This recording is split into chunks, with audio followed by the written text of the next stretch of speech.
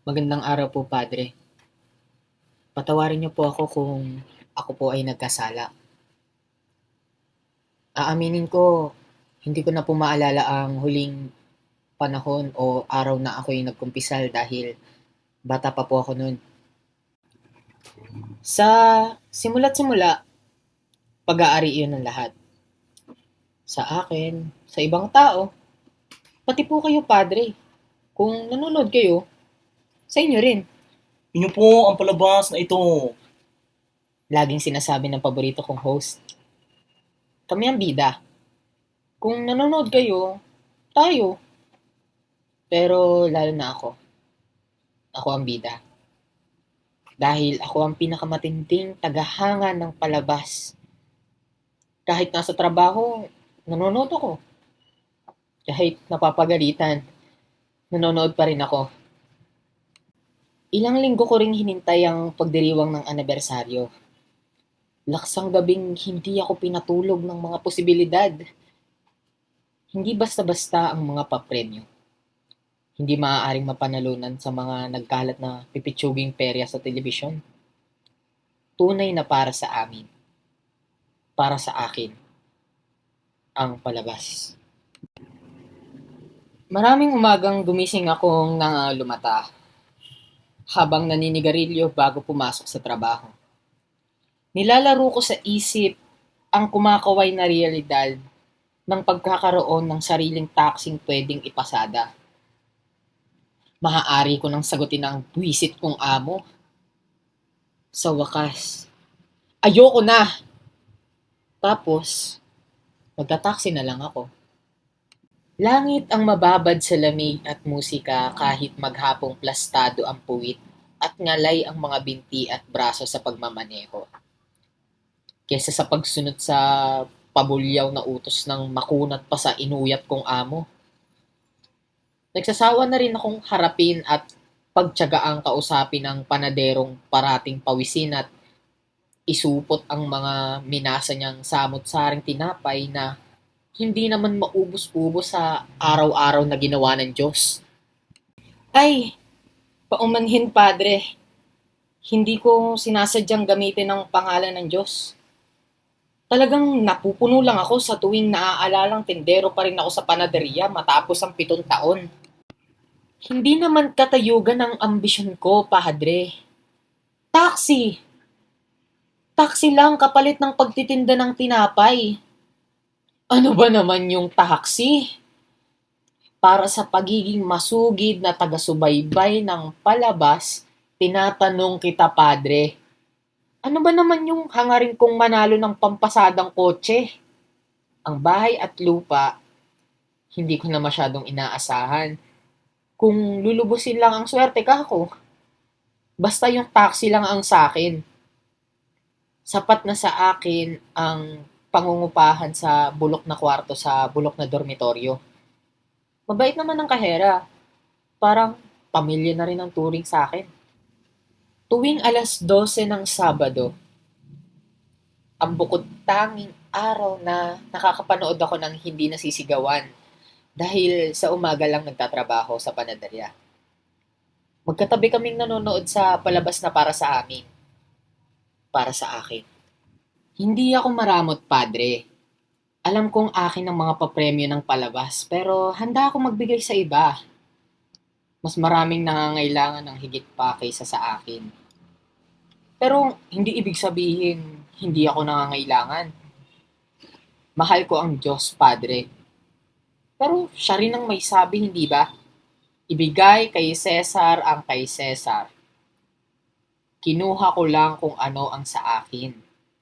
Dahil bida ako, hindi kontrabida. Tingnan mo si Panday, halimbawa. Nag-iisa lang siya pero kinaya niyang paslangin ang lahat ng tauhan ni Lizardo. At si Lizardo mismo, sa disyerto, pinalibutan nilang lahat si Panday. Sumuot pa sila sa buhangin bago lumundag at umatake. Pero hindi rin sila umubra. Namatay rin isa-isa. Dahil si Panday ang bida.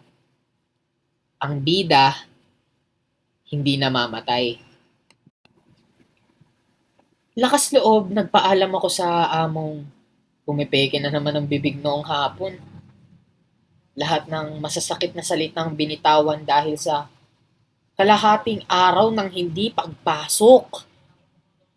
Buong buo, isinaksak sa lalamunan at saka nilunok sa ngalan ng pagbabago ng kapalaran. Hindi pa nabubuhay ang araw nang magpunta ako. Unang beses ko yun. Hindi ko naisip na may mauuna pa pala sa akin. Buong akala ko, maaga ng 2 oras matapos ang hating gabi nang gumising ako para maghanda. Ganoon na lamang ang aking pagkahambal ng mabungaran ang bunganga ng kaling namumuwalan sa tao. Lahat ay gustong makapanood at makiamot ng papremyo sa palabas na para sa akin. Popular ang programa, alam ko. Pero nakakapangilabot ang kapal ng mga katawang nagsisiksikan noong umagang iyon. Ikaw ang bida, bulong ko sa sarili. Para sa iyong palabas na ito, wala kang dapat ipag-alala. Kahit mukhang kilo-kilometro ang layo ng tarangkahan ng pagdarausan ng iyong palabas, gayong ilang hakbang lang naman ang tunay na distansya mula sa bukana ng kalsada kung saan ako nakatayo. Hindi ko binitawan ng kapangyarihan ng pagiging bida. Ang layon lang ang sigurado. Marating ang tarangkahan sa anumang paraan. Iyon na ata ang tarangkahan ng langit, Padre. At dumating ang bagong balita na higit nakakahilakbot kaysa nakakakiliti. May bomba! Inulit ko ng malakas ang balita. May bomba!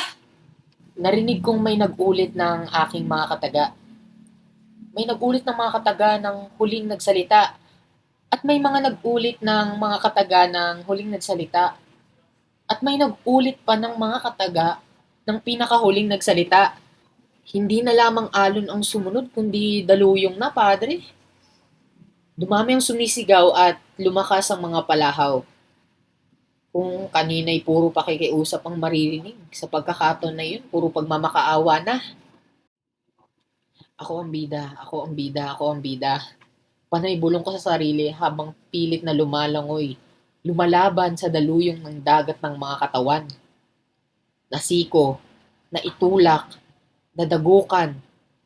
Pininda kong lahat, makarating lang sa tarangkahan. Kung meron mang bomba, siguradong wala iyon sa loob ng pagdarausan ng palabas. Ipinagwalang bahala ko ang mga matatandang babaeng nakahandusay sa kalsada, ang kanilang mga mukhang natapak-tapakan, mga pustisong gumulong at halos naging pulbo, ang katawan ng mga paslit na nakaladkad at nabugbog sa sipa, ang iba pang mga taong biglang naging lampas sa takot sa bomba. Ligtas ako sa loob ng pagdarausan ng palabas. Napaibabaw ako sa likod ng ilang patong-patong na katawan ng mga nasubsob nang makita kong may kasalanan, Padre. Isang lalaking may bigote. Panay ang hiyaw niya na, May bomba! May bomba! Tumakbo kayo lahat! habang nanguuna sa pagtakbo papunta sa tarangkahan. Umakyat ang dugo sa aking muka, Padre. Ang mandarayang ito, isip ko. Napagtanto ko noon na, wala namang bomba. Dahil kung tunay na mayroon, kanina pa sana yun sumabog. Nakita ko na rin sa di kalayuan ang mga nakauniforme. Pilit nilang pinapakalma ang biglang nag-alborotong dagat ng mga tao. Binigyan ko siya ng isang matinding suntok sa muka. Humingi naman po ako ng paumanhin, Padre, sa babaeng tinamaan ng aking siko sa muka nang bumuelo ako ng dira. Pagkatapos ay dinaluhong ko siya at ginapgap sa leeg. Wala namang pumigil sa akin. Walang nakialam sa away namin. Nagpagulong-gulong kami sa kalsada. Sa tulong na rin ng pagsipa at panunuhod ng mga taong hindi ko naman nakita ang muka. Ilang beses sumalo ng suntok ang muka ko pero hindi pa rin ako bumitiw sa leeg ng lalaking may bigote, Padre. Sa bawat suntok na pinakawalan niya, yinugyug ko siya sa leeg para humumpas ang ulo niya sa semento. Nang hindi siya bumitiw sa pagsabunot, lalo kong hinigpitan ng hawak. Nalaman kong nalagutan na siya ng hininga ng lumupaypay ang kanyang kanang kamay. Balaglag na lang itong nasta. Bumitaw na ako ng mahigpit sa pagkakataban sa leeg niya at saka muling nagpatangay sa mga sipa. Umalingaw-ngaw noon ang sirena ng pulis. Napansin ko rin ang tunog ng hélice ng helicopter na nasa ibabaw pala at nakatanghod, habang lahat kami sa baba ay natataranta. Pinatay ko na ang salarin. Gusto kong isigaw sa lahat. Pinatay ko na ang kontrabida! Ituloy na natin ang palabas! Opo, padre. Isa ako sa mga nakapasok sa loob. Isa ako sa mga umasang itutuloy pa rin ang palabas. Ang pamimigahin ng premyo sa kabila ng lahat ng nangyari. Isa rin po ako sa mga hindi sumigaw ng pagsang-ayon ng sabihin ng paborito kong host na hindi mo na itutuloy ang palabas dahil sa pangyayari noong umaga. Puro mura ang lumabas sa bibig ko, padre. Pinadtad ko ng mura ang paborito kong host. Pinaulanan ko ng sumpa ang matangkad na babaeng maputi na kunwari ay nanginginig pa ang boses sa pagsasabing mahal nila kami. Na mahal niya ako. Na ako pa rin ang bida sa palabas nila. Kung kami talaga ang mga bida, kaming mga naghirap para makapasok sa loob ng pagdarausan ng palabas, lalo na ako. Dahil, dahil ako ay pumatay sa may kasalanan para lamang matuloy ang palabas. Susundin nila ang gusto namin. Ang gusto ko, ituloy nila dapat ang palabas. Panay pa rin ang hiyaw ko ng iba't ibang mura ng papilahin kaming lahat para lumabas. At isinusumpa ko, padre. Ay, paumanhin po kung sumusumpa ako, hindi ko po sinasadya. Gusto ko lamang pong sabihin na totoo itong susunod kong sasabihin. Lumingon sa akin ang host ng palabas. Narinig niya ata ang aking walang habas na pagmumura. Nang makita ko siya sa telebisyon kinabukasan, doon sa programa ng babaeng maputi na saksakan ng daldal at lalaking kalbong hindi ko maintindihan ang mga pinagsasabi, umiyak na ang paborito kong host.